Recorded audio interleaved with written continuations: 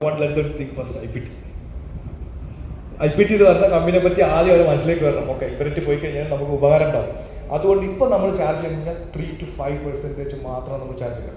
അത് എന്തായാലും അപ്പോൾ ഇപ്പോൾ ടാറ്റ ഇൻവെർട്ടർ മാത്രമല്ല, ഇപ്പം തന്നെ 1000 പീസ് പിന്നെ പ്രോഡക്റ്റ് എടുക്കുന്ന ആൾക്കാരുണ്ട്, 500 പീസ് എടുക്കുന്നുണ്ട്. കാരണം അത് നമ്മുടെ ഒരു മിഷനാണ്. ഇപ്പോൾ അവരെ സപ്പോർട്ട്, ചെറുകിട ആൾക്കാരെ സപ്പോർട്ട് ചെയ്ത് ഈ ചെതറി കിടക്കുന്ന കുറേ ബിസിനസ് ഉണ്ട് GCC.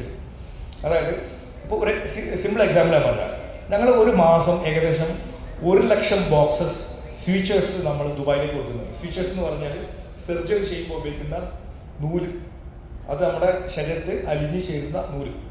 ഇത് നമ്മൾ കൊടുക്കുന്നത് ഒരു ആവറേജ് കണക്കാണ് ടേബിളിന് നമ്മൾ കൊടുക്കുന്നത് ഏകദേശം ഒരു $3-3.5 നമ്മൾ കൊടുക്കുന്നത്.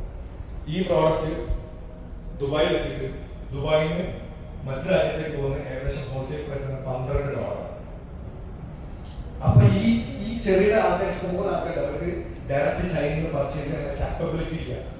അവർക്ക് എങ്ങനെ പർച്ചേസ് ചെയ്യാൻ അറിയില്ല. പർച്ചേസ് ചെയ്ത് കഴിഞ്ഞാൽ കുറെ ആൾക്കാരുണ്ട്.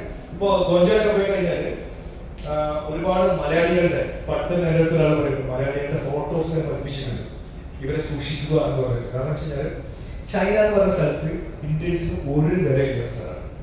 കാരണം വെച്ച് കഴിഞ്ഞാൽ നമ്മളായിട്ട് നശിച്ചതാണ്.